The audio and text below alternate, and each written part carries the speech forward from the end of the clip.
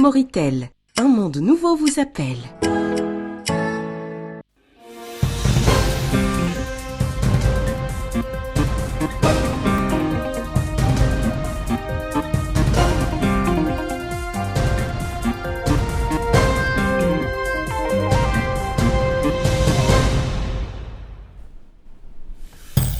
Le ministre des Affaires islamiques présente le nouveau plan du Hajj de cette année. Le plan, affirme-t-il, repose sur de nouvelles normes et procédures numérisées sur toutes les étapes.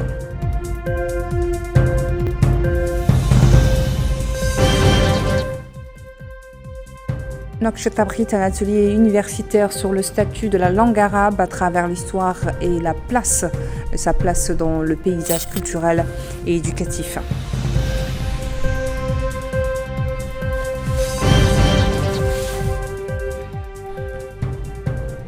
Le ministre de la Culture lance la 7e édition du festival Tagalit dans la commune de Bourat, Mourata de Mal.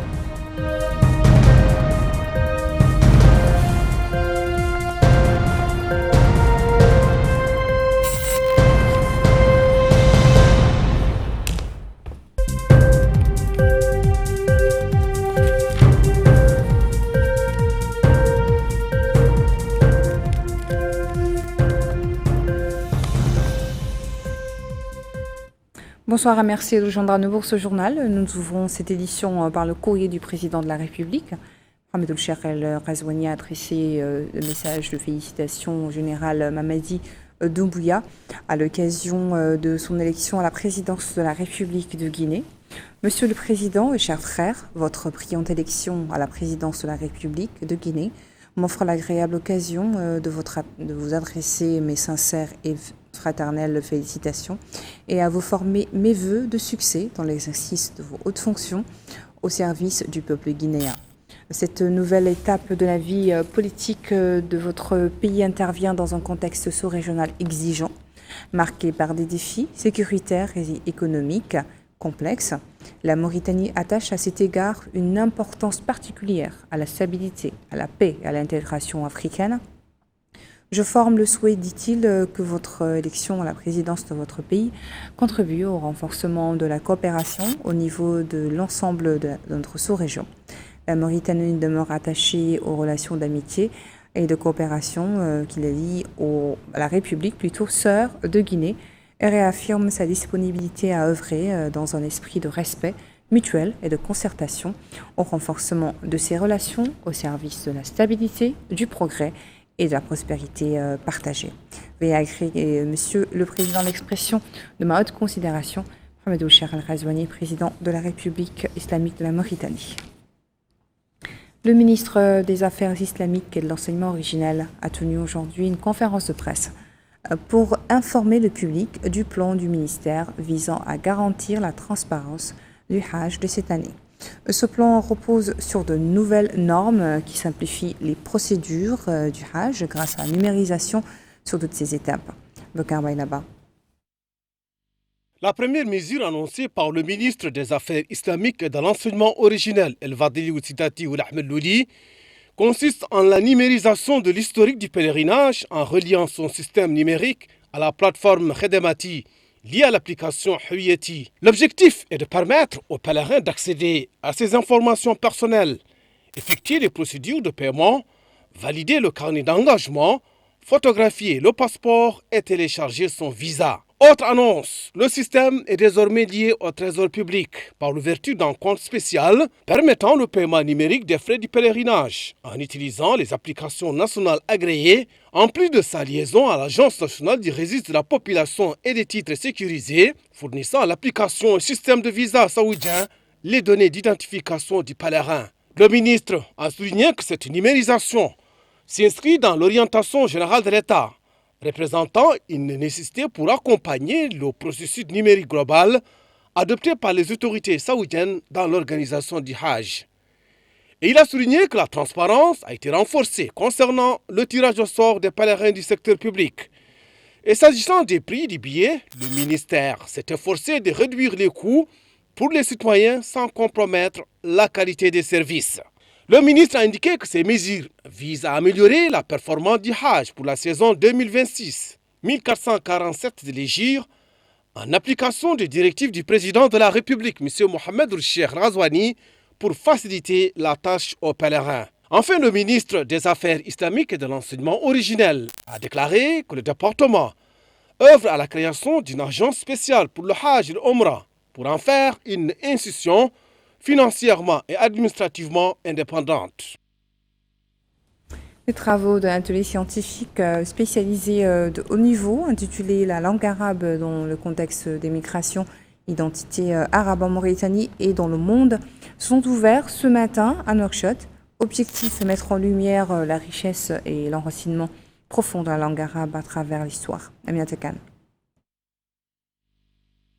Cette rencontre de 3 jours réunit des chercheurs, des professeurs et des éducateurs nationaux et étrangers pour examiner les défis liés à la préservation de la langue arabe, mais aussi au renforcement de l'identité culturelle arabe face aux mutations démographiques et aux migrations des populations.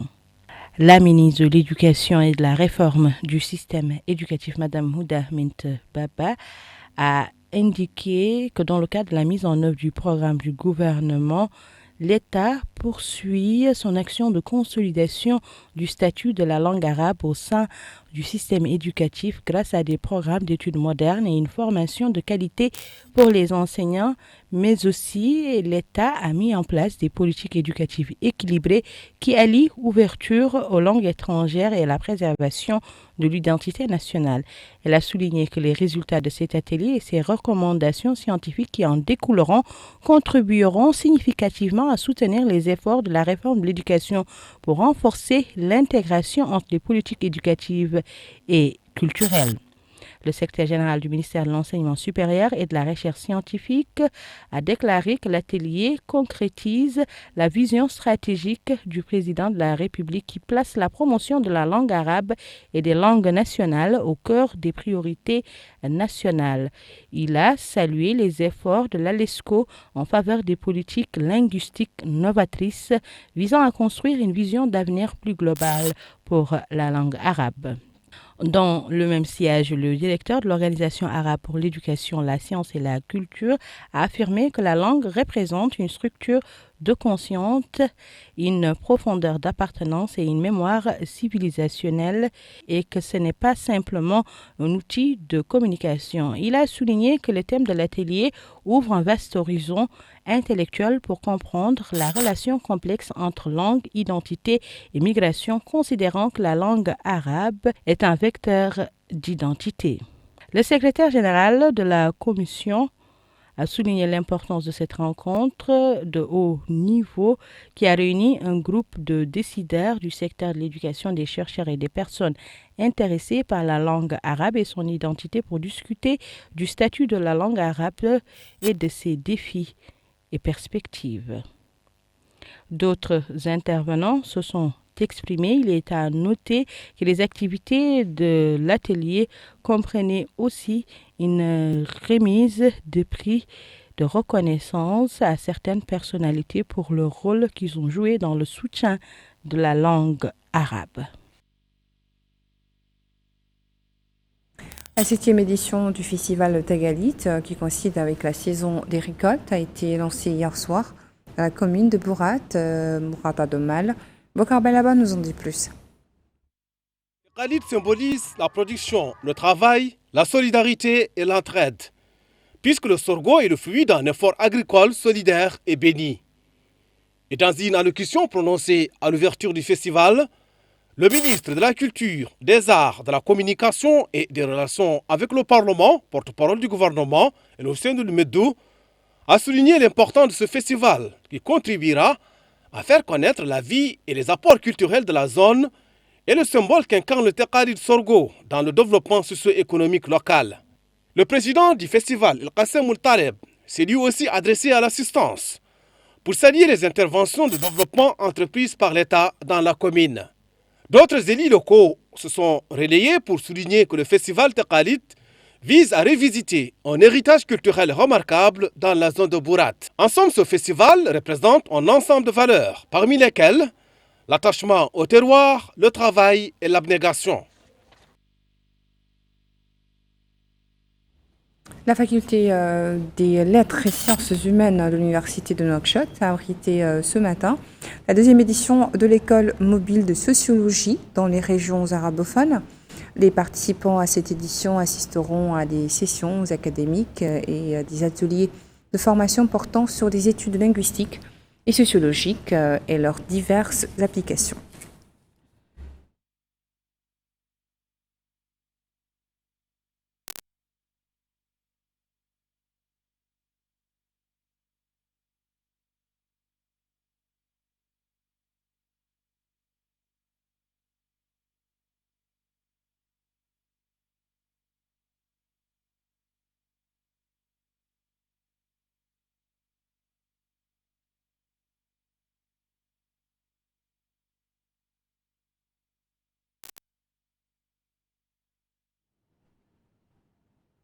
Et c'est ainsi que prend fin notre journal. Merci à vous de votre attention.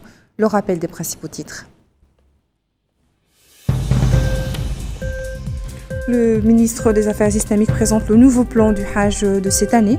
Un plan, affirme-t-il, qui repose sur de nouvelles normes et procédures numérisées sur toutes ces étapes.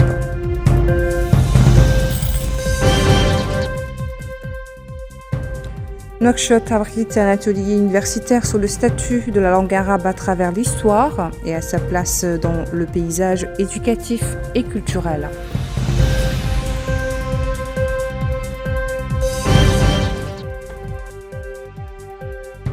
Le ministre de la Culture lance la 7e édition du festival Tagalit dans la commune de Borat, Morata de Mal.